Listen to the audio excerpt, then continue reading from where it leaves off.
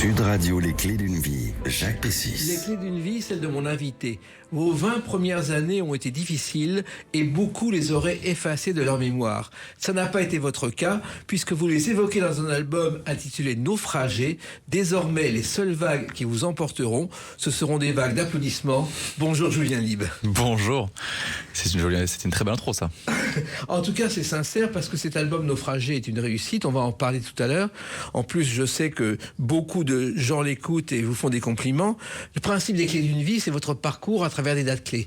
Les dates clés n'est pas toujours facile, mais on va les évoquer. Et la première, je vais l'évoquer, c'est le 5 septembre 1998. Ça ne vous concerne pas directement. C'est une seconde qui est une première. Écoutez.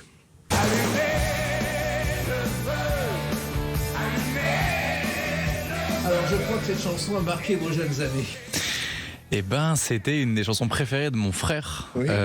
Florian, qui lui était pas du tout musique. Vraiment, lui, ça l'intéressait pas. Lui, c'était rugby, copain. C'était pas la musique, mais il y avait un truc chez Johnny qui lui le faisait briller en tout cas. Et du coup, finalement, ça a été un de mes premiers contacts avec la musique parce que quand t'es un petit frère, tes grands frères, c'était modèle avec ton papa, etc. Du coup, moi j'ai vite aimé Johnny parce que je trouvais que c'était quelqu'un qui était flamboyant, qui était quelqu'un qui était puissant. Il se trouve que ce Stade de France, il y a une histoire. En fait, c'est le 4, 5, 6 septembre 98. Le 4, il pleut, mais vraiment averse, impossible de jouer. Et Johnny va envoyer Jean-Claude Camus, son producteur, mais blanc, annoncer que le spectacle n'aura pas lieu. Il y a eu lieu le lendemain, et le 11 septembre, il y a eu une date supplémentaire, il a plu quand même. Wow. C'est triste, mais c'est comme ça. Mais en même temps, ça a très bien marché. Alors, plutôt, oui. Dans la famille, on était fans de Johnny. Votre frère écoutait cet album, et je crois que la musique a toujours été présente dans votre famille. Ouais. Oui, mais d'un côté très néophyte, dans le sens où on écoutait la musique comme on va chercher le pain. Il n'y avait pas vraiment plus de pensée qui était mise dessus ou de ressenti. Enfin, du coup, si c'était que du ressenti, c'était j'aime bien, donc j'écoute. Ma mère, elle adore Goldman. Mon père adorait Renaud. Il l'imitait d'ailleurs. Ouais, il imite très très bien. Vous êtes bien renseigné. Il était très très bien, mon père, Renaud. Mais ouais, c'était plus du côté de l'affect. T'es pas de musicien vraiment dans ma famille, mais par contre des gens passionnés, ça y en a plein. Et je crois, Julien Lieb, que vous avez entendu de la musique bien avant votre naissance. Ouais, pendant que j'étais en train de grandir dans le ventre de ma mère, elle mettait un casque comme celui-là sur son ventre pour me faire écouter de la musique. C'est extraordinaire. Ouais, je sais pas à quel point ça a joué, mais en tout cas, je pense que ça a dû avoir un impact. Oui, et puis il y a eu des recherches là-dessus. Des médecins ont étudié le problème et ils ont imaginé et vu des réactions du fœtus. C'est-à-dire le bébé bouge la tête, le corps étire la langue en écoutant de la musique. Je savais pas. C'est extraordinaire. C'est rigolo. Alors, il y a aussi ce qui vous a bercé avec votre mère, je crois, ce sont des classiques du rock et des yéyés. Pas mal, ouais. Et de la pop. Ouais, clairement. Elle aimait bien. Ouais, on a quand même beaucoup écouté. En fait, c'était vraiment rock, variété et un peu de pop à la maison. Et je pense que les chansons que vous avez écoutées dans le ventre de votre mère sont les succès de 98-99, c'est-à-dire Le temps des cathédrales, Il suffisait d'aimer par Céline Dion et Si tu m'aimes par Lara Fabian. Je sais pas si... Alors, en vrai, j'ai pas de souvenir malheureusement de la période. Je crois qu'il y avait beaucoup de choses quand même. Hein. Elle a fait... En fait, il me semble, elle m'a dit qu'elle m'a tout fait écouter, sauf le métal et le rap. Oui. Donc, je crois qu'elle me parlait de Bob Marley, elle me parlait de Indochine, elle me parlait de Pink Floyd, des Stones, des Beatles, tout ça, quoi. Et je crois que le jour où vous avez parlé de rap, elle vous a traité de voyou. Oui, elle n'était pas très, très contente que j'écoute du rap. Surtout que, en fait, j'avais tout écouté, notamment aussi grâce à elle, de mes 5 ans à mes 14-15 ans. Et puis à un moment donné où le rap est arrivé et à tout prix. Puis 2015, c'est vraiment peut-être l'année du rap en France, où il y a eu tellement de projets qui sont sortis. Du coup, tous les jeunes de ma génération, on se les a pris hyper fort, quoi. On a vu qu'il y avait d'autres manières d'écrire des textes, d'autres manières de poser sur une prod, d'autres manières d'exister en tant qu'artiste que ce qu'on nous a montré. Oui, et en même temps, Julien Lieb, je crois que le premier groupe que vous avez véritablement écouté, et ça a été un coup de foudre, c'est celui-ci.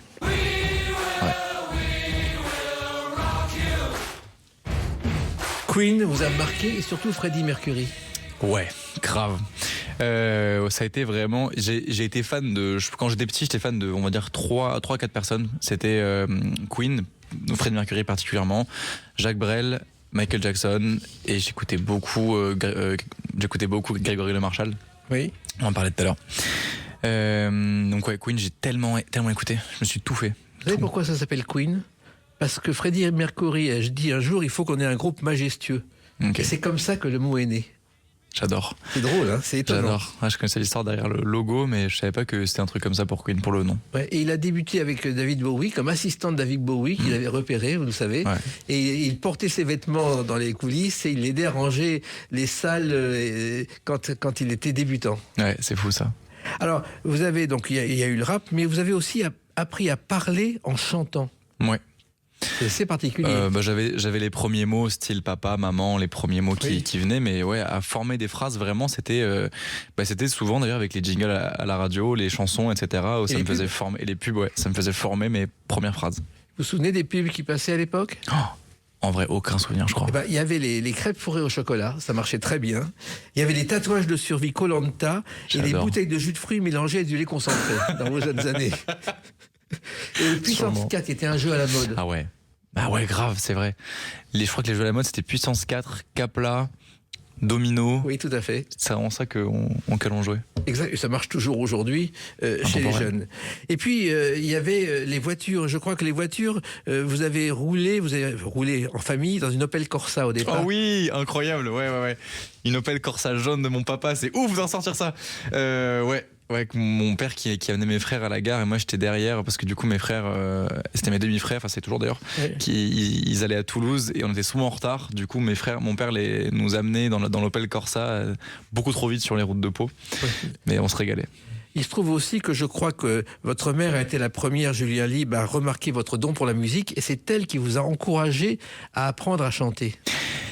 En fait, c'était au primaire, on avait un concours un mini concours de chant avec l'école parce qu'on allait jouer dans un EHPAD qui à l'époque s'appelait pas EHPAD d'ailleurs. Et du coup les personnes âgées nous mettaient une note quand on chantait et ils avaient remarqué que que je m'en sortais bien et du coup la prof avait dit faudrait quand même qu'ils prennent des cours de chant, etc. Puisqu'il a l'air d'aimer ça, donc chouette quoi. Et c'est là où on a commencé à regarder pour ça. Et vous avez pris des cours de chant comme ça très jeune? Ouais, 7-8 ans jusqu'à 18-20 ans. Et c'était quoi comme cours de chant? C'est des cours particuliers avec Nancy Nunez, que j'embrasse très très fort, qui a vraiment joué un rôle de deuxième maman quand j'étais petit et qui m'a appris plein de choses, autant sur la voix que sur la musique, que sur moi, que sur le fait d'être quelqu'un de très sensible, le fait de traverser un deuil. Enfin, ça a vraiment été une personne qui a été hyper présente pour moi. Oui, mais les cours de chant en plus vous ont aidé à trouver votre personnalité parce que vous aviez une voix au départ. C'est marrant que vous me parliez de ça parce que pendant très longtemps, j'étais persuadé que j'étais un bon chanteur parce que j'avais travaillé et que techniquement, je savais ce que je faisais, mais que ma voix avait rien de particulier. Et j'ai pas arrêté de me faire engueuler par mes équipes pour ça. Parce qu'ils me disaient, et notamment mon manager qui me dit, mais arrête tes conneries, c'est pas vrai, tu vois. Si les gens aiment t'écouter, c'est pas que parce que t'es technique, c'est parce qu'aussi il y a un truc dans ta voix qui leur plaît. Donc j'ai fini par me dire que peut-être que les gens pouvaient aussi trouver un truc chouette à ma voix. Et puis, il y a une chose très particulière, c'est-à-dire que vous avez souffert d'un bégaiement dans vos jeunes années, Julien Libre. C'est arrivé comme ça? Ouais, c'était suite à... J'en ai parlé de ce truc-là, mais j'en parlerai peut-être dans une chanson un jour. Mais ouais, suite à un truc très traumatique, je me suis mis à bégayer. Et jusqu'à mes 20 ans, en gros. Ça a été très agressif. Jusqu'à 14 ans, il y a eu un pic énorme quand mon père est décédé. Et puis après, c'était très dégressif avec la musique, le fait de me concentrer, le fait de vouloir plaire aux filles aussi, parce que c'est pas très très charmant, un garçon qui est bégayé. Mais vous savez, c'est le cas de Francis Perrin, le comédien, qui bégayait à la ville et dès qu'il était sur scène, ne bégayait plus. C'est fou, c'est dingue, parce que je sais qu'en chantant, c'est pas les mêmes mécanismes dans le cerveau qui utilisent pour parler ou pour chanter, mais là, du coup, c'est la même chose, donc c'est dingue que lui ne bégayait pas. Et il y a un humoriste célèbre en son temps qui avait fait un numéro à partir de bégaiement, c'était Pierre Rep. Mais j'avais mon violon dingue, j'ai un violon grinde, un dada, et mon dada, c'est la cuisine. Surtout la tassiperie, surtout la pâtisserie, les gâteaux. Pierre Rep a été très célèbre en son temps. D'ailleurs, c'est le maître à penser de Stéphane de Grotte qui le cite tout le temps. Il arrivait à faire un numéro de bégaiement et de contrepétrie en parlant tout à fait normalement. C'est fou. C'est absolument hallucinant. Et finalement, petit à petit, vous vous êtes dit, pourquoi ne pas faire ce métier? C'est arrivé presque naturellement. C'est-à-dire que j'étais pas très doué à grand-chose d'autre. Donc il a bien fallu faire un choix à un moment donné. Et en fait, j'avais l'impression d'être un cancre ou un branleur, alors que j'étais juste quelqu'un qui était passionné par une seule chose et qui pouvait mettre en œuvre des efforts de dingue pour ce truc-là, mais qu'en fait, quand je suis pas intéressé, j'ai du mal à m'investir, quoi. Et je l'ai appris finalement assez tard. Après, bon, il y a les choses de la vie qu'il faut faire, tu vois. Il faut se faire manger, il faut faire son linge, il faut payer ses impôts, il faut tout ça. Et que t'apprends au fur et à mesure. Mais c'est vrai qu'à la base, ouais, ça me plaisait pas en fait de faire un truc qui me plaisait pas, ce qui paraît logique aussi. Mais... Et votre mère était un peu inquiète pour ça? Ah ouais, carrément. C'est que en fait, peu importe le talent que tu peux avoir, des métiers qui sont extrêmement compétitifs comme ça, qui sont pas seulement à le simple travail que tu peux mettre, mais aussi il y a de la chance. Il faut que tu sois bien entouré, faut que tu travailles très très dur, faut que voilà. Donc oui, elle avait peur. Et puis il y a eu des années où on s'est beaucoup éloigné et finalement on s'est retrouvés et un an après je faisais la Starac, du coup même pas 6-8 mois après, donc ça l'a beaucoup rassuré aussi ça. On va parler de la Starac tout à l'heure, mais il y a une autre date qui ne vous concerne pas, mais qui est importante dans votre parcours. C'est le 11 septembre 1959. À tout de suite sur Sud Radio avec Julien Lieb. Sud Radio, les clés d'une vie, Jacques Pessis. Sud Radio, les clés d'une vie, mon invité Julien Lieb. Nous parlerons tout à l'heure de Naufragé, ce premier album sur lequel vous avez travaillé pendant des mois. On expliquera pourquoi. On a évoqué vos débuts et votre découverte de la chanson. Et puis le 11 septembre 1959, c'est le jour de l'enregistrement à Bruxelles de cette chanson. Ne me quitte pas, je t'inventerai des mots insensés. Je crois que vous avez pleuré la première fois que vous avez entendu cette chanson. Oui. J'étais tout petit en plus. J'étais tout petit, je devais avoir même pas 8 ans je crois. Et ça m'a frappé très fort parce que pour moi, chanter c'était faire une ligne mélodique avec la voix, la suivre, être en rythme et chanter des paroles. Et pour moi, c'était pas forcément... Enfin, ça pour moi c'est incarner quelque chose. Et lui, pour moi, était le maître, et pour moi, est toujours le maître incontesté de ça, d'incarner un truc. Des fois, il était même pas juste, mais pour autant, ça sonnait juste. C'est ça qui était, je trouvais dingue, et je trouve encore dingue. Et il y a des fois où j'essaie tout le temps, en fait, j'essaie d'aller chercher ça, d'aller chercher la justesse émotionnelle et la vérité du mot et du verbe, plus encore que la justesse de la note. Alors, cette chanson a une histoire. On a dit qu'elle était écrite parce qu'il avait rompu avec Cyril Gabriello. Sa femme, bien sûr, a prétendu le contraire, ça c'est clair. Mais surtout, Brel a dit ce n'est pas une chanson d'amour, mais une chanson sur la lâcheté des hommes. Et au départ, il l'avait composée sur une valse mexicaine. Et il a compris que ça marchait pas. Il a fait cette mélodie à la guitare. Oh. Et Brel travaillait, et je pense que ça va vous parler, il travaillait debout derrière un chevalet pour vivre les chansons. Et c'est vrai que l'écriture, ça demande des heures et des heures. Ouais, c'est vraiment un truc que tu polis, l'écriture, en fait, ça dépend aussi comment tu travailles, mais moi j'aime autant écrire seul qu'à plusieurs. Mais quand t'écris seul, il y a un truc, en fait, même, peu importe, que tu veux écrire seul ou à plusieurs, même si t'es aidé, il faut que t'aies poli ton art, il faut que t'aies écrit des lignes, il faut que t'écris des pages, même, de quoi faire 10 romans, parce que sinon tu vas pas avancer à grand chose. Parce qu'en fait, c'est même plus, c'est autant pour connaître l'art que pour te connaître toi. C'est comment toi t'écris. Qu'est-ce que tu vas mettre toi sur la feuille de papier qui va être différent des autres, parce que ce sera juste toi. Et Aznavour disait, je n'enregistre une chanson que lorsque je n'ai plus un seul mot à ajouter. Et c'était vrai. Et Aznavour aussi faisait partie de vos chansons de jeunesse. Ouais. En tout cas, des artistes que j'admirais notamment. Mais en fait, Brel a été une révélation, une découverte qui a fait que je me suis intéressé à plein de chanteurs comme ça. D'une époque similaire, souvent un poil plus tard, mais dans les mêmes... Quoique non, parce qu'il y avait aussi Léo Ferré, Aznavour... où je me suis dit, en fait, on peut faire ça. En fait, moi, ma découverte de la musique, elle a été vraiment séparée par des moments comme ça, où je me suis dit, on peut faire ça, on peut faire ça, on peut faire ça aussi. Et ça que je trouve magnifique avec cet art, c'est que il y a tellement de manières de le créer, de le vivre. C'est ça que j'aime beaucoup avec la musique. Et puis, je crois que vous avez commencé, Julien Lieb, à écrire des chansons dans vos cahiers d'école. Ouais. Ouais, c'était ça. Mais déjà, j'ai écrit des petites nouvelles et de la fiction avant d'écrire de la chanson. Oui. Et puis après, j'ai écrit des chansons en anglais quand j'étais au lycée, parce que j'étais pudique, j'avais peur de parler de moi. Et après, j'ai écrit des chansons en français finalement assez tard, un peu après ça quand même, mais ouais. Et ces chansons, elles sont restées inédites. Elles sont brûlées, je pense. Hein. Ouais. Et les maîtresses ou les professeurs ne remarquaient jamais dans vos cahiers des paroles de chansons ou des textes? Il y a eu un moment donné où les profs ont arrêté de faire attention à moi un petit peu. Mais il valait mieux, ouais. Alors, je crois qu'il y a un premier groupe de musique que vous avez créé avec 2 copains, Christophe et Arthur. Oui. Tellement renseigné, c'est fou. Oui, ouais. Un petit groupe de... pas vraiment rock, parce que c'était pop, rock, variété, un peu de beaucoup de choses, même un peu de rap aussi, avec Giorgio, qui est un rappeur qu'on écoutait. Et vous jouiez où ?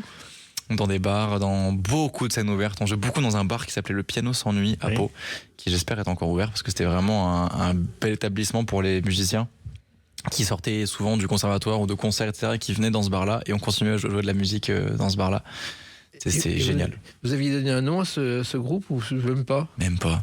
En plus, on avait joué dans d'autres trucs, dans un club de golf, mais c'était très, très marrant. C'est votre côté enfant de la balle de jouer dans un club de golf. Peut-être. Alors, il se trouve aussi que vous aviez une autre passion, Julien Libre, c'était les jeux vidéo. Ouais. Ça, vous avez été aussi un pionnier parce qu'à votre époque, c'était l'ascension, le développement des jeux vidéo. Ouais. Toute la pop culture qui maintenant est reine, c'est-à-dire les mangas, les jeux vidéo, la BD en général, les trucs qui... Nous, on était moqués pour ça. Et maintenant, c'est genre le truc qui est le plus aimé peut-être par les jeunes en général, quoi. Mais vous étiez un pionnier, il n'y avait pas encore tous les jeux d'aujourd'hui, il n'y avait pas Minecraft, il n'y avait pas tous les jeux qu'on voit sur les réseaux aujourd'hui. Non, Minecraft c'est quand même un peu vieux, c'est arrivé il y a peut-être... vieux, j'abuse, hein, mais c'est arrivé il y a quoi, 15 ans Minecraft ? Oui. C'est juste que ça a perduré parce que c'est un super jeu. Mais, ouais. Et si mes calculs sont bons, le jeu qui a marché lorsque vous étiez adolescent, c'était la FIFA, où on pouvait jouer au football et avoir un commentaire en direct. FIFA, ouais, c'est vrai que ça a explosé en 2010, je pense par là aussi. 2010-2011, ça a explosé. Avant, c'était PES. Moi, le jeu auquel j'ai énormément joué, au grand malheur de tout le monde dans ma famille et dans mes proches, c'était League of Legends, qui est un jeu avec une communauté exécrable. Vraiment, mais j'ai mis des milliers d'heures dans ce jeu, c'est horrible. Bon, c'est horrible, non, parce que du coup, j'ai passé des très très bons moments dessus. Mais ouais, j'étais fan de jeux vidéo, je suis toujours fan de jeux vidéo. Quand j'ai un moment, je joue. Je trouve ça... On pense que ça enferme, je pense qu'à bon escient, c'est magnifique, le jeu vidéo. Nous sommes bien d'accord. Alors, vous êtes donc né à Pau, le pays cher à Sud Radio, parce qu'il y a du rugby. Et Sud Radio, la station du rugby. Et parmi les chanteurs qui sont originaires de Pau, il y en a 2. Il y a Nathalie Cardone, qui a fait Asta Siempre, qui est la mère de Jim Boer. Et il y a Vianney, qui est aussi est de Pau. Vianney qui est né là-bas, ouais. Voilà. Et ça, Pau, c'est vraiment des souvenirs d'enfance, de fêtes, de joie au départ. Ouais. Je suis fan de ma terre. Je suis très très fan de là-bas. J'en parlais tout à l'heure, mais les valeurs de travail, d'honnêteté, un peu brut de décoffrage, mais voilà, avec un cœur d'or, ça vient vraiment de chez moi. Parce que de base, je suis un garçon très doux, mais je crois que c'est tant mieux que je sois né dans cet endroit qui était un peu plus dur, un peu plus frontal, on va dire. Parce que du coup, ça a fait de moi quelqu'un d'un peu moins doux, mais plus prêt à affronter le monde. Voilà. Il se trouve que votre nom, votre vrai nom, c'est Lieberman, mais Lib, tout le monde vous appelait Lib. D'ailleurs, quand vous avez commencé à chanter, vous n'étiez pas Julien Lib, mais Lib. En fait, c'était mon père que tout le monde appelait Lib. Ouais. Tout le monde appelait mon père Lib. Mon père s'appelait Patrick, mais il était parachutiste et dans son équipe para, tout le monde l'appelait comme ça. Personne ne l'appelait Patrick ni Lieberman, c'était Lib. Et Liebe en allemand, ça veut dire l'amour, qui est la valeur que je mets en premier dans ma vie au quotidien devant. Et du coup, je me suis dit que je pouvais à la fois faire un hommage à mon papa et raconter la valeur qui me parle le plus. Oui, votre père était parachutiste dans un régiment d'infanterie, je crois. Oui.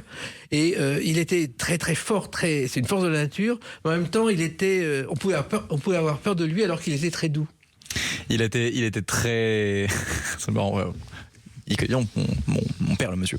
Ouais, il avait vraiment deux faces hyper distinctes, un peu comme moi, mais lui c'était encore plus distinct, c'est que il pouvait être vraiment extrêmement dur et on pouvait vite avoir peur de lui. Et en même temps, il y avait des fois, il était capable en tout cas d'une douceur que je trouvais folle, quoi. Je me disais, attends, ça c'est aussi mon papa, quoi. Et moi, c'était mon héros, mes frères et sœurs, c'est pareil, c'est notre héros parce qu'il y avait un côté où tu te disais, il est inarrêtable. Et en même temps, on se disait qu'il ferait n'importe quoi pour nous. Il y avait un côté colère dont vous avez hérité. Ouais, pendant un temps, on a un peu tous ce point commun dans la famille, j'ai l'impression. La seule qu'on a été un peu épargnée, c'est ma sœur, mais sinon, ouais. Et je crois qu'il pouvait s'énerver rien qu'en changeant une ampoule.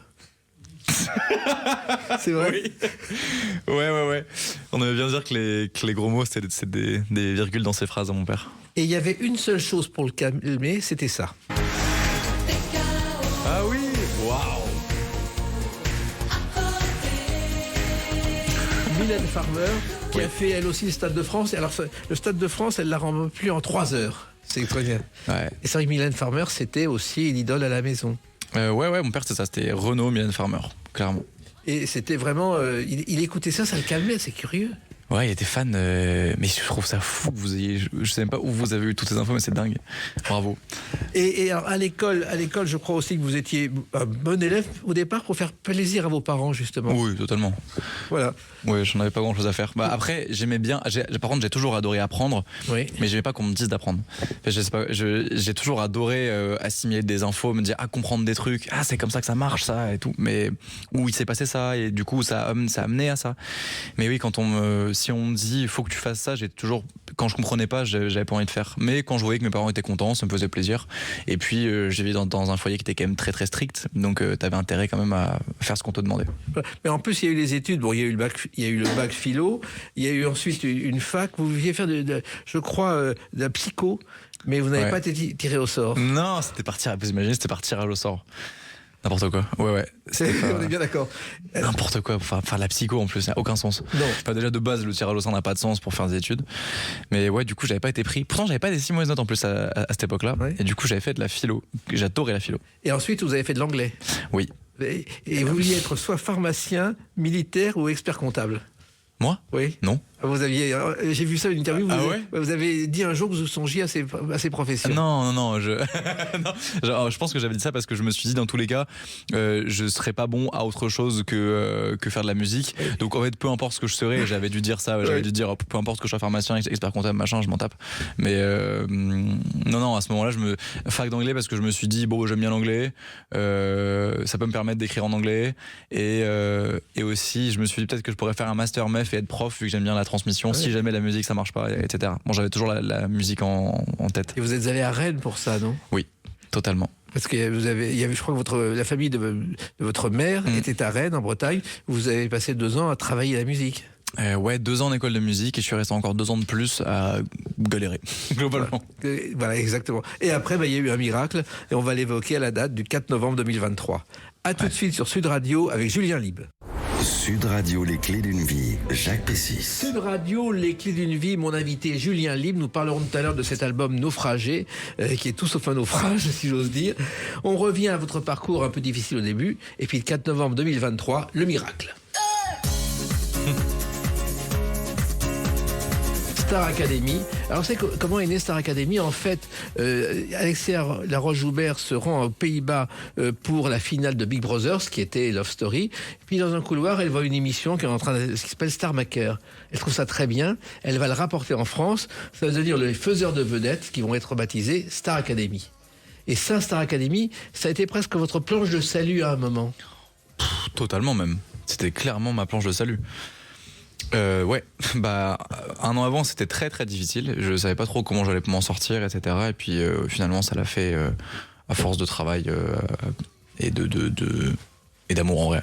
Beaucoup. En fait, vous avez écrit et on vous a répondu en vous demandant des tas de choses. Je me suis inscrit sur le site de TF1+, et puis j'ai vraiment pour le coup là en bouteille à la mer en me disant peut-être parce que j'avais découvert la saison d'avant avec Enola, Louis, etc. Mais en fait, l'émission avait duré de 2001 à 2008. Elle avait été ensuite sur Énergie 12. Elle était revenue l'année d'avant sur TF1. Sur une saison qui durait moitié moins de temps et qui était mais avec des gens super aussi parce que Louis et Enola c'est devenu des copains et ils sont vraiment super. Je les aime beaucoup. Et Paola aussi qui fait la très bonne musique. Je sais pas si vous connaissez, mais elle est très très chouette Paola. Voilà, et du coup j'avais aimé. Ouais, j'avais aimé, et puis moi qui était pas vraiment adepte de la télé avant parce que j'étais un peu dans ma grotte. Moi je lisais des bouquins, je jouais, j'écoutais de la musique et j'en créais, mais sinon j'étais un peu dans ma grotte et j'avais kiffé le concept de l'émission, de me dire pour un jeune artiste c'est chouette de pouvoir arriver faire que de la musique, d'apprendre ça pendant 3 mois si on a de la chance, travailler très dur et sortir et être vu, même ça c'est cool. Donc oui, c'était clairement une planche de salut. Et donc vous écrivez, on vous demande des vidéos, et ça dure des semaines. Des mois même. Ça a duré des mois parce que c'est 4 ou 5 mois, je crois, de casting. C'est vraiment long. Et puis, il y a un moment donné où on t'appelle pour une dernière audition. En FaceTime, dans les je crois. studios. Comment? Il y a une audition en FaceTime avec Jennifer. Non, ça c'était l'annonce. Oui. Ça, c'est juste avant, on nous appelle dans une audition qui est dans un studio à Montrouge. Oui. Et on fait l'audition, donc on est tous stressés comme pas possible. Et puis on attend, je crois que j'ai quand même attendu 3 semaines ou 1 mois. Et on chante quoi dans ces cas-là? Ce qu'on veut? Non, on nous donne des titres. Oui. Et en plus, ça je sais pas si je l'ai raconté, mais c'était dingue. En fait, j'avais perdu ma grand-mère le jour où donc Jennifer aussi m'appelle pour me dire ta chanson. Donc mon père est mort de 3 tumeurs au cerveau et ma grand-mère est morte de la même maladie, de tumeurs au cerveau. Et mon père et ma mère a toujours voulu que je chante une chanson que j'avais jamais chantée avant. C'était Je suis malade de Serge Lama. Et Jen m'appelle et elle me dit bon voilà, du coup tu vas chanter Je suis malade de Serge Lama. Donc j'ai vraiment genre 5 secondes de blanc et je lui dis ça va te paraître fou ce que je veux dire, mais là je viens d'apprendre que ma grand-mère est décédée, elle est morte de la même maladie que mon père et la chanson que ma mère voulait toujours que je chante c'est celle-ci. Et elle me dit waouh, donc elle me dit mais t'inquiète pas, si c'est trop dur à chanter on peut changer, etc. Je pense que c'est un signe, il faut que je la chante et peut-être que ça me portera chance. Et puis, finalement je suis rentré avec ça, donc c'est super. Et Jennifer vous a appelé donc en FaceTime. Ouais, 3 semaines, 1 mois après donc après cette audition là pour me dire bon voilà, on aurait voulu prendre tout le monde, tu sais, c'était difficile comme choix à faire. Et moi, tout se voit sur ma tête, donc je commence à me décomposer, je suis pas content et tout, je dis putain, tout ça pour rien et tout. Je vais retourner à la galère à soulever des palettes et tout. Et en fait, à la fin, elle me dit donc désolé, vraiment désolé, mais tu vas devoir faire tes valises parce que tu pars au château. Et là, ça a été un moment. J'ai hurlé, comme un gosse. C'était cool. Et d'ailleurs, effectivement, vous avez abordé votre travail, vous déplaciez des palettes, je crois, et vous faisiez du commercial le soir au téléphone. Ouais, c'était ça. Je réparais, je levais des palettes la journée, et le soir, j'étais au téléphone pour vendre des formations. Vous vous retrouvez au château des Vives Eaux, qui est à 40 km de Paris, qui est un château d'ailleurs qui est du XVIIIe siècle, qui a eu plusieurs propriétaires, et les producteurs le louaient à l'année pour Star Academy. Et d'ailleurs, il a failli devenir en 1999 le centre national du rugby. Ce qui aurait plu au Palois. Si. Incroyable. C'est fou, hein? Ah, c'est Dieu, ça. Et ça, c'est pas fait. Donc, c'est pour ça que vous êtes au château. Merci le rugby. Alors, le problème, c'est que vous, qui êtes un solitaire, vous allez vous retrouver en communauté, pratiquement, Julien Lieb. Ouais. J'adore les gens. Depuis que je suis tout petit, je suis passionné par les gens. Je les trouve hyper intéressants. Même quand ils sont méchants, je les trouve intéressants. Mais là, c'était compliqué parce que...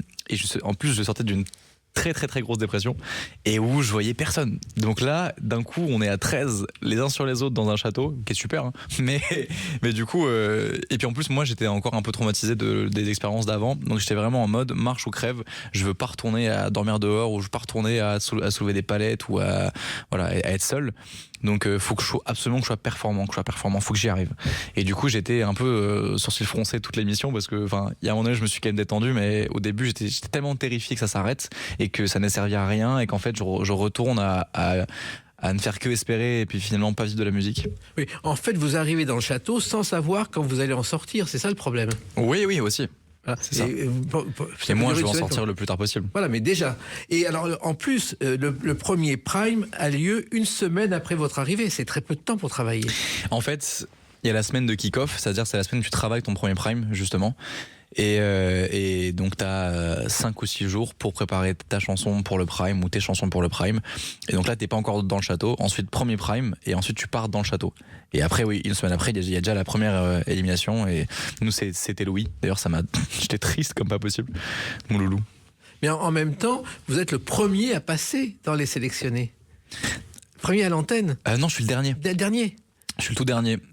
Axel avait ouvert. Oui. Et moi, par contre, je suis le premier à être annoncé. C'est-à-dire, voilà. Mon nom est annoncé. Et j'étais tout au milieu. Je regardais mes potes à droite et à gauche. J'étais terrifié. En plus, c'est là où vous avez connu Michael Gottman, ouais. le fils de Jean-Jacques. Et Jean-Jacques est présent tout au long de la Star Academy à travers cette chanson.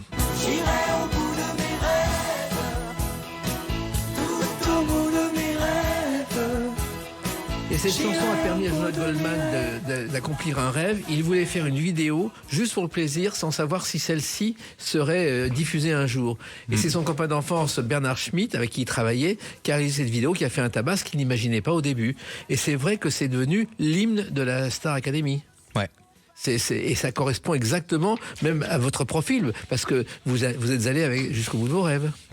En tout cas, on est en train de les accomplir. Voilà.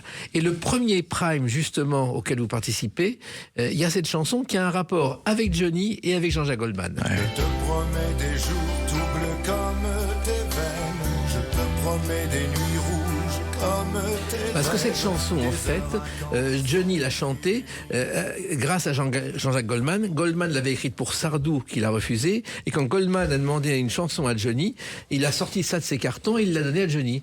C'est comme ça que ça s'est né. Donc, c'est dingue. C'est fou, hein. Alors, les débuts se passent bien, au fil des semaines, vous commencez à vous habituer. Et puis, il y a aussi le direct tous les jours, à 17h. Oui, bah, ça, nous, on n'en est pas conscient parce qu'on est dedans et qu'on n'a aucun contact avec l'extérieur. Mais ouais, on est... on est tellement coupé, tellement dans notre bulle, on travaille tellement fort qu'en fait tu te rends pas compte.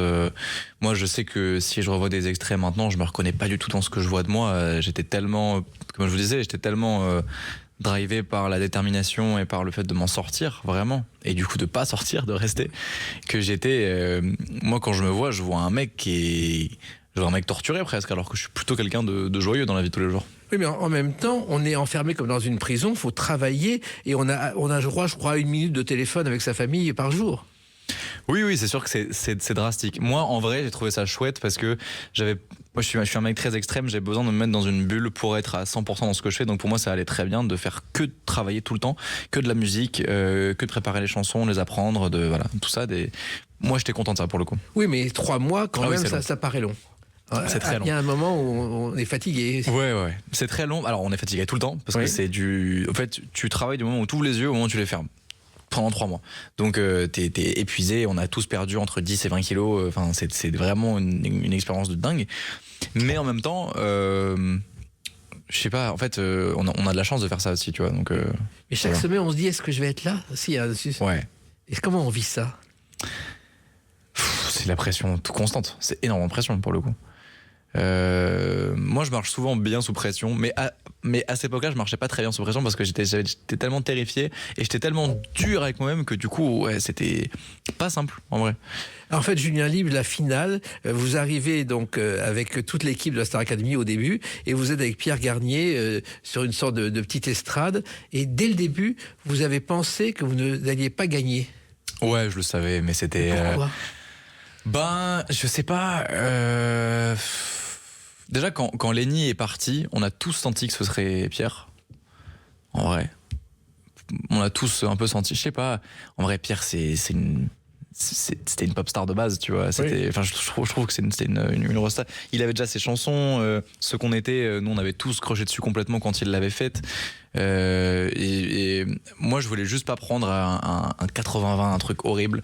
Et en plus. Alors maintenant je suis revenu dessus en vrai, mais à l'époque j'avais peur des contrats, etc., de me dire mais comment est-ce qu'on va m'utiliser, est-ce que je vais être un pantin pour les grandes maisons, machin, je savais pas comment ça va fonctionner, donc j'avais juste peur. Bon, en vrai c'est vachement moins manichéen que ça et tout va bien, Pierre se porte extrêmement bien, enfin.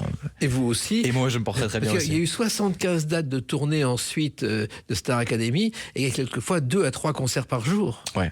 Ça, 2 concerts, ouais. Là, dans la foulée, c'est épuisant aussi. Ouais, c'était quelque chose, hein. Bah, on a été tous très malades. Ah bon? Épuisés? Ouais, tous malades d'épuisement.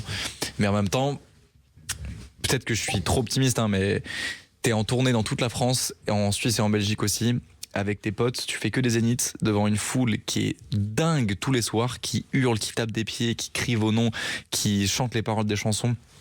Quel artiste a la chance de vivre ça en première tournée? Personne.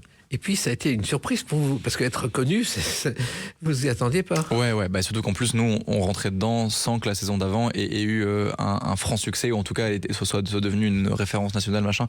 Du coup nous quand on rentre dans le château, on se dit pas qu'on va être si connu en sortant, quoi. On se dit que on y va pour prendre de l'expérience, pour travailler, pour oui se faire voir, c'est sûr, mais pas à ce point-là, quoi. Donc oui, ça a été un choc. Ça a été un choc, et le choc aussi a été suivi d'un premier single, encore une fois. Le temps passe, il me reste que des images. Cet amour, il me reste que l'héritage. Encore une fois, le plus dur restera l'atterrissage. J'ai tant rêvé de maintenir ta main, tant rêvé de caresser ton visage.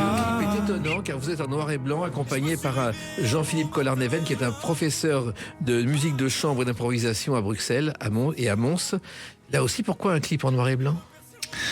Alors, j'aime beaucoup ce clip. Pourquoi ? Parce que c'est réalisé par mon meilleur ami Tom, qui a fait Cœur à terre derrière.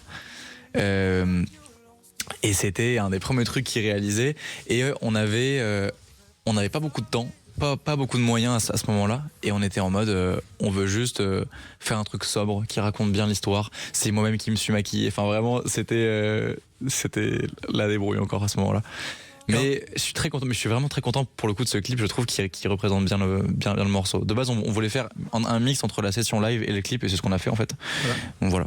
Et en même temps, il a tout de suite marché sur les plateformes. Ça a été une bonne surprise pour vous. C'était pas évident. Surtout qu'en plus, pour moi, encore une fois, c'est un moyen de me présenter artistiquement à mon public. C'est-à-dire, vous m'avez vu rigoler, vous m'avez vu faire le con, vous m'avez vu déterminé, travailleur, machin, mais vous m'avez pas vu dans mes failles vraiment. Et encore une fois, c'était le moyen de leur montrer ça. Voilà, on vous a vu et on va continuer à vous entendre à travers la date de la sortie de l'album, le 26 septembre 2025. A tout de suite sur Sud Radio avec Julien Lieb. Sud Radio, les clés d'une vie, Jacques Pessis. Sud Radio, les clés d'une vie, mon invité Julien Lieb. Donc on a beaucoup parlé de votre parcours difficile au début. Star Academy, ça a très bien marché. Et on en arrive au 26 septembre 2025 avec un premier album qui s'appelle Naufragé. Et je crois que ce titre n'a pas été choisi au hasard parce qu'il vous correspond. On va commencer par écouter la chanson.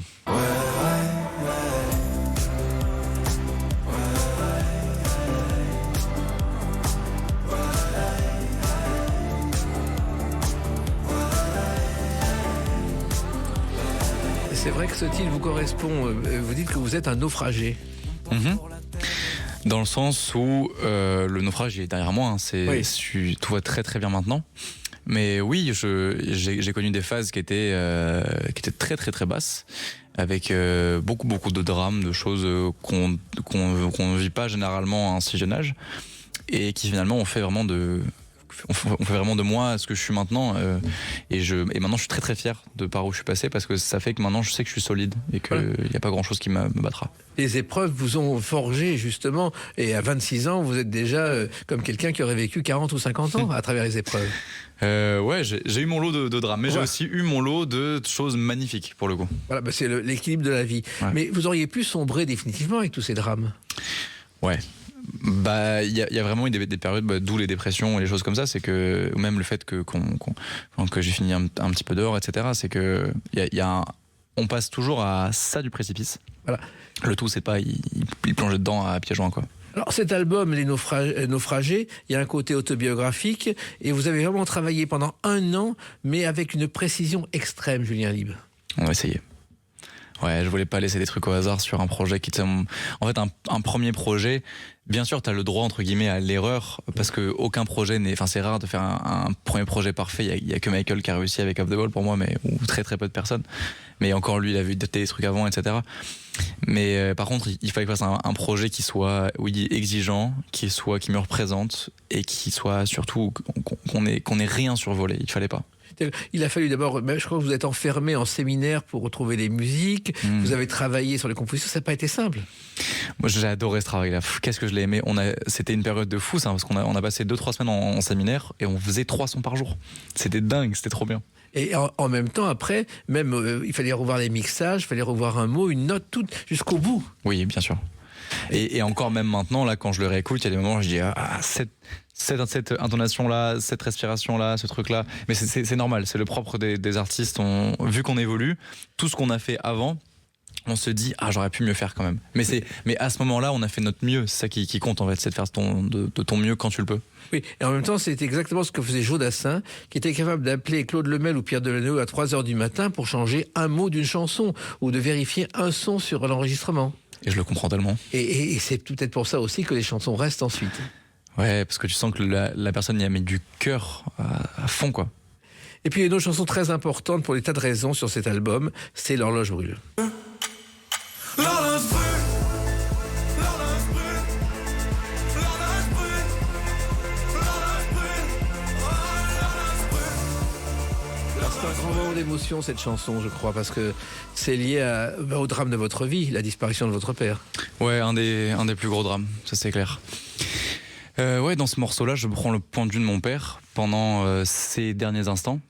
qui me donne les choses qu'il a envie que je fasse ou que je fasse pas, et surtout il est conscient que c'est son dernier combat et que c'est sa dernière chute. Mais ça vous a d'autant plus marqué que vous n'aviez pas imaginé sa disparition quand elle est tombée malade. Pas du tout.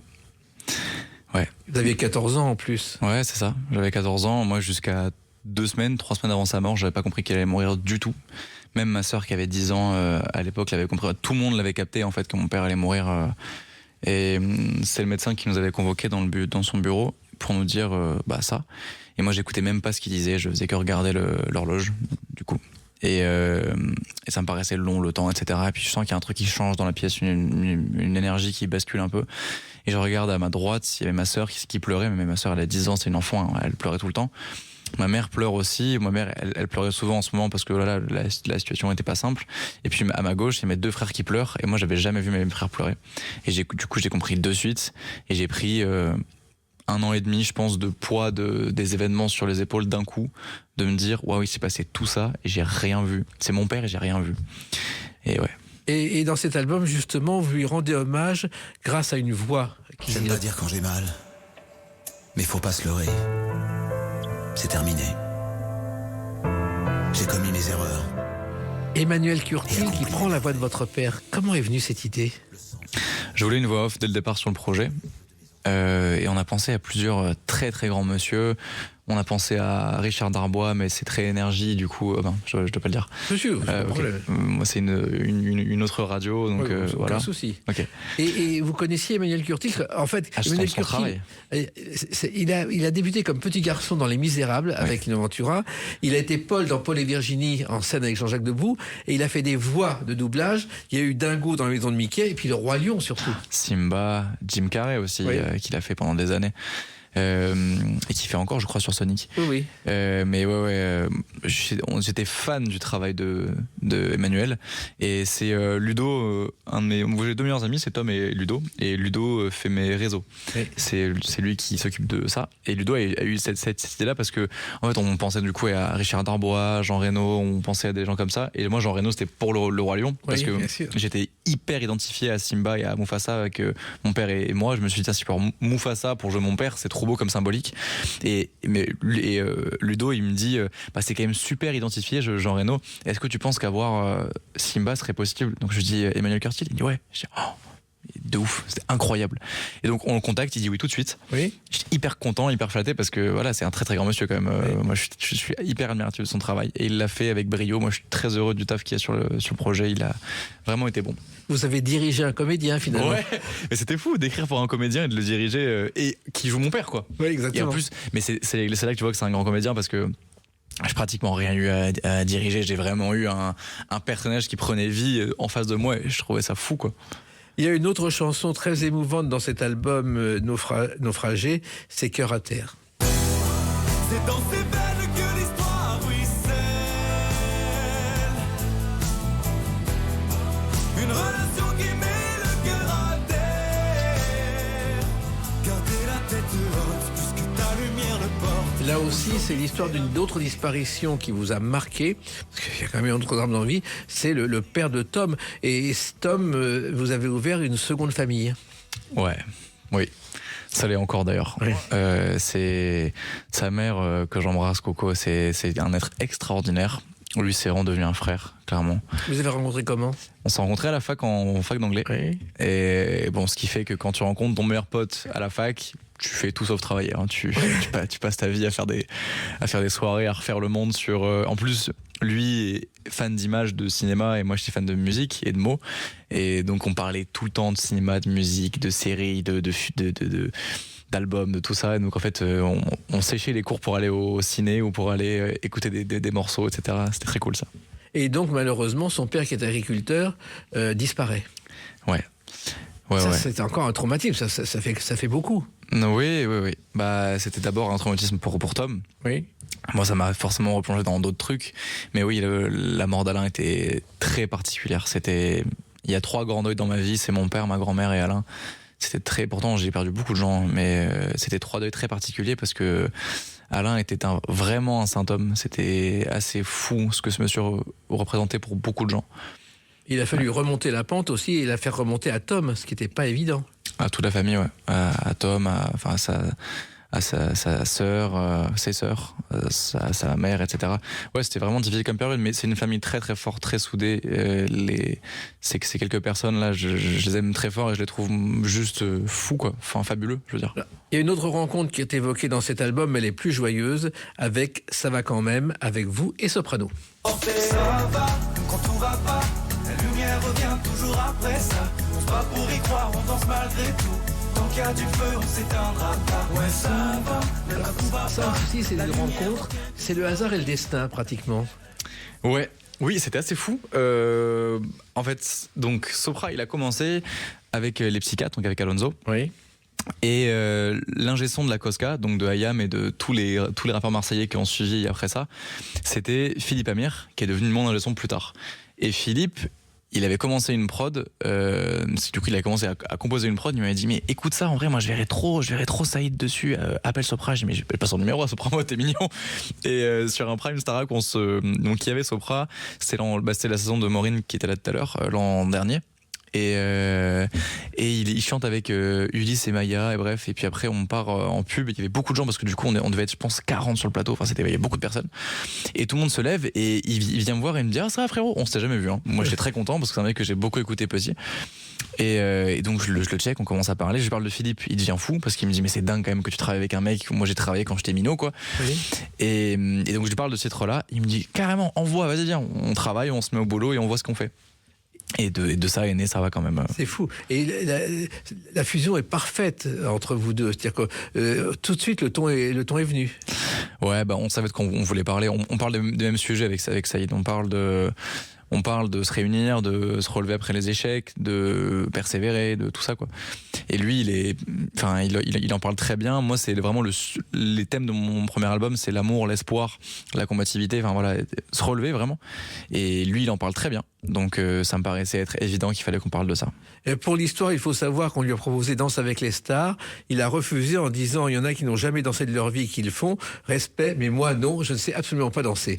Alors, je savais pas ça. Voilà. Je vais le charrier, ça y est. Voilà. Alors que vous allez participer à Danse avec les stars. Oui. Ça, c'est une autre aventure. C'est ça, quelle aventure. Oui. Je suis à la fois terrifié. Oui. Non, c'est un bien gros mot. Non, j'ai la pression parce que j'ai pas envie de décevoir les gens et surtout j'ai envie moi de prouver que je peux y arriver, en fait. Que c'est pas parce qu'on part avec des aptitudes moins élevées qu'on peut pas y arriver. Mais vous dansez souvent, non? Non, jamais. Bah si, depuis que je fais de la scène, oui. Depuis quand il y a eu la Starac, bien sûr que oui. Tu prends du galon, mais à la base, je suis un bout de bois dans un corps d'arbre, quoi. C'est terrible. Eh ben, ça va vous faire du bien. Et puis ça. il y a quand même un autre duo aussi qui est sur cet album avec une jeune chanteuse dont vous avez repéré la voix, Marie-Lou. Je suis pas seul dans ma tête, j'ai trop de questions. Et tant pis si je mens, je suis tout seul dans l'arène, y'a pas les réponses. Et tant pis si j'ai mal, j'entends les étoiles briller, filer avec un temps de retard. Je viens d'arriver. Ça, c'est une découverte aussi, parce que Marie-Lou, on la connaît pas. Pas du tout. Vous l'avez découvert C'est comment? c'est le premier titre vraiment fini sur lequel elle pose. Elle en a un ou deux sur les plateformes, mais c'était des maquettes vraiment qu'elle avait postées. Et en fait, je vais dans un rendez-vous à mon label et puis on parle de quelqu'un et je dis ok, et puis j'étais pressé, du coup j'ai pas trop fait gaffe, et après je vais voir et je vois qu'elle a sorti 2 titres et en écoutant sa voix je fais waouh, c'est trop beau. C'est trop beau, j'adore sa voix, j'aime trop ce que ça raconte. Je trouve ça à la fois très français et en même temps vachement inspiré de l'outre-mer en vrai, et j'étais du coup super content parce qu'en plus je cherchais un feat, je me disais mais qu'est-ce qui pourrait bien correspondre à la chanson, et cette voix un peu nuageuse, un peu aérée comme ça, très soufflée, ça me plaisait beaucoup.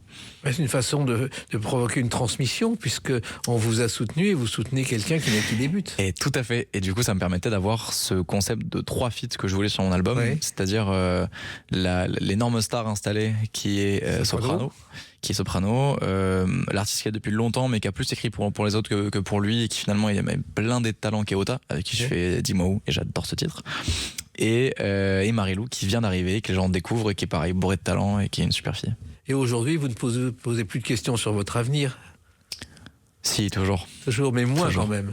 Moins, c'est vrai. Bah, en fait, là, je sais juste que il faut que je continue sur cette lancée-là. Mais je suis tellement content d'avoir des gens qui croient en moi aussi et que je peux régaler autant que moi. Je prends du plaisir à faire ce que je fais. Je suis amoureux de mon métier, vraiment. Je suis amoureux de la musique, de développer ça. Je suis trop heureux d'être avec les équipes avec qui je travaille. Enfin, je sais que c'est une chance folle. Et du coup, je pense que la peur que ça s'arrête, elle est saine, parce que ça veut dire que ça compte pour moi. Et du coup, je suis OK avec le fait d'avoir peur que ça s'arrête. Ça veut dire que c'est important. Non, je suis persuadé que ça ne va pas s'arrêter, au contraire, en juger par l'accueil. Et vous avez bien le droit maintenant de profiter de la vie, car vous le méritez largement. C'est gentil. Alors, il y a cet album, donc, Naufragé. Il y aura Danse avec les stars, il y aura d'autres tournées, d'autres choses, parce que vous n'allez pas vous arrêter là.